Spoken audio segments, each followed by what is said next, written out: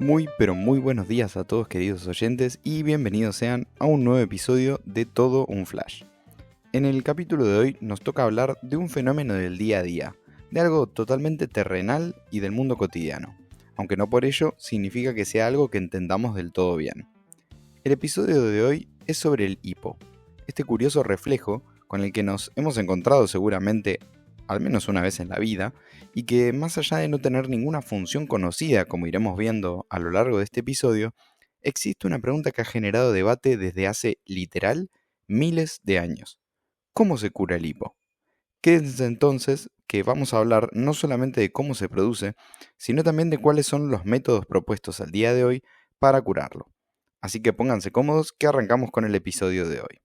El hipo no es más que un reflejo que ocurre por la contracción de forma repetitiva e involuntaria de un músculo conocido como diafragma, que es el encargado de permitir la respiración normal, además de los músculos intercostales. El origen de la palabra hipo es desconocido, aunque se sospecha que es un intento de vocalizar el característico sonido que se produce. La primera referencia oficial de este término fue hecha en un texto de medicina inglesa allá por el año 1627, pero el término médico original de esta entidad es singultus, palabra que realmente no había escuchado en mi vida hasta armar el guión para este capítulo. Pasemos ahora a analizar cómo se desencadena este curioso reflejo. Lo primero que necesitamos es un estímulo. El más común es la distensión del estómago en forma secundaria a una comida abundante o al consumo de bebidas carbonatadas, aunque otras causas comunes son también el consumo de chile picante, alcohol, tabaquismo, anestésicos y otros irritantes gastrointestinales o del árbol respiratorio. También se puede desencadenar por situaciones de estrés, especialmente en aquellas que se acompañen de excitación e hiperventilación.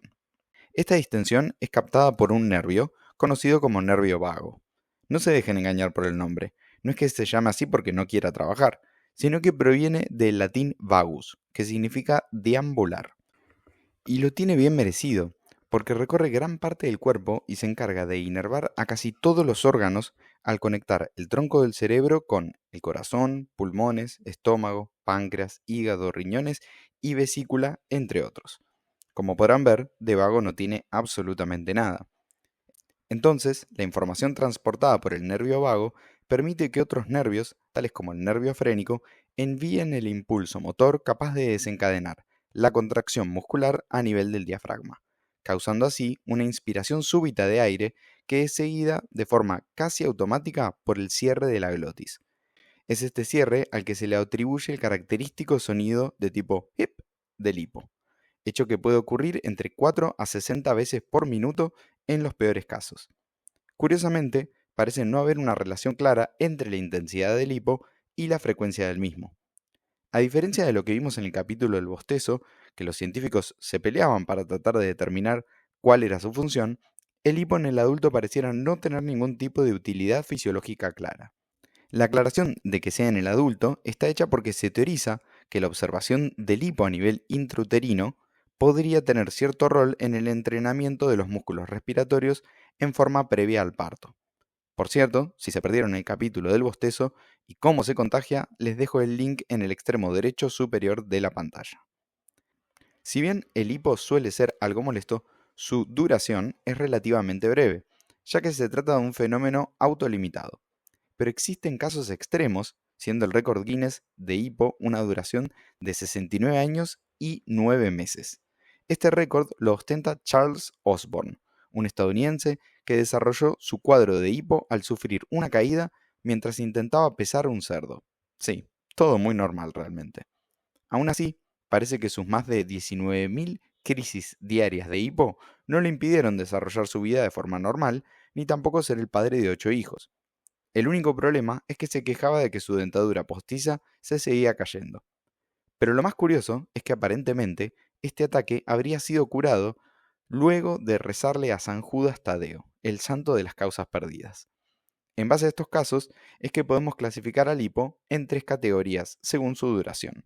Se lo llama agudo cuando dura menos de 48 horas, persistente si dura más de 2 días a un mes e intratable cuando dura más de un mes.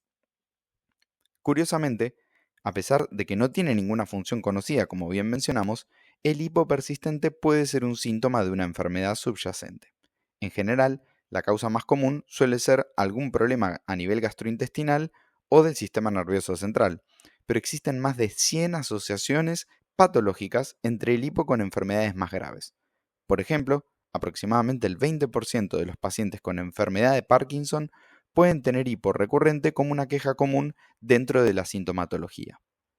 Existe, sin embargo, un caso que es increíblemente interesante, porque resulta que durante los años 1922 y 1924 ocurrieron varias, podríamos decirle, epidemias de hipo contagioso, en las cuales los pacientes sufrían de crisis de hipo que duraban aproximadamente 45 minutos y ocurrían cada 2 a 3 horas. Si bien los pacientes se recuperaban al cabo de un par de días de forma íntegra, algunos llegaron incluso a fallecer. Este hipo contagioso se daba por el contagio, valga la redundancia, de una cepa particular de estreptococo, capaz de causar un cuadro de encefalitis grave y altamente contagioso. Este microorganismo, que fue aislado de la orina y de la garganta de los pacientes con encefalitis, fue inoculado posteriormente en animales de laboratorio en los cuales causó contracciones a nivel diafragmático. En fin, otra curiosidad más a favor del hipo. Ahora sí, pasemos al apartado del tratamiento. El problema fundamental con el hipo agudo es que no existe, por lo menos hasta la fecha, ningún estudio clínico que defina un tratamiento claro, al compararlo con el placebo versus algún tratamiento.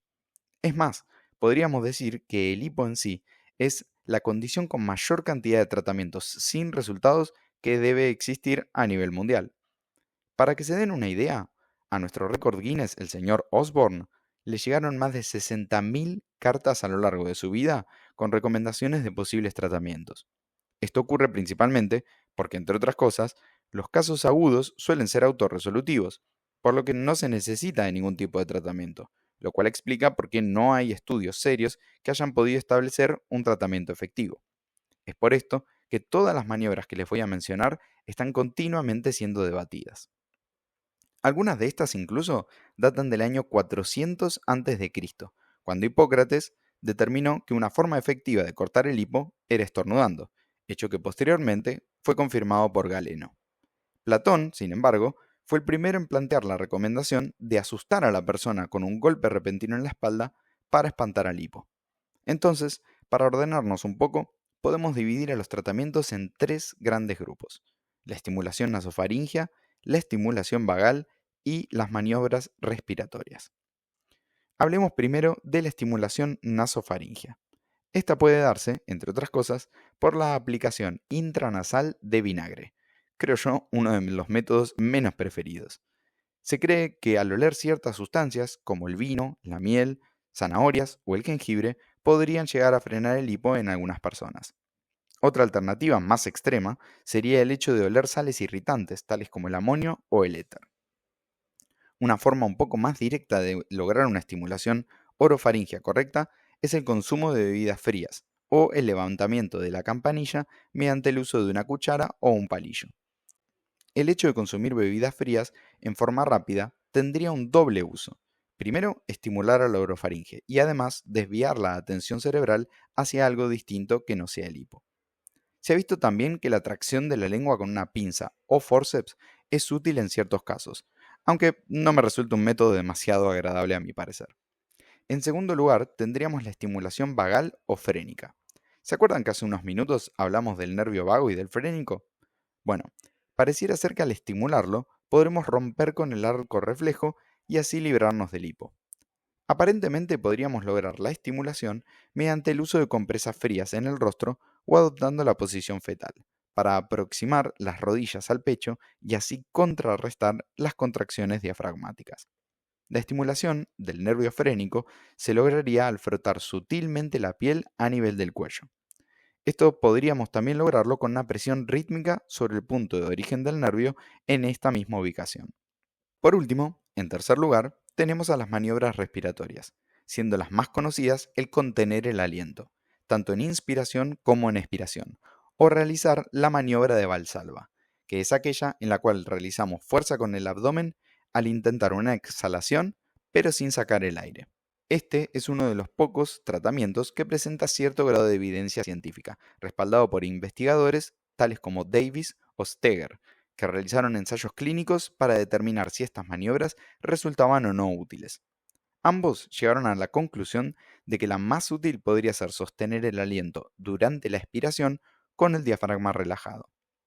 En este último apartado tenemos también a una de mis maniobras favoritas para cortar el hipo, que sería mediante un buen susto. Esto se debería a que la sorpresa secundaria al susto podría causar una inspiración involuntaria que corte así con el arco reflejo. Y todo esto que estamos hablando es extremadamente útil, pero únicamente si hablamos del hipo agudo, porque la cosa cambia drásticamente si pensamos en los posibles tratamientos del hipo persistente.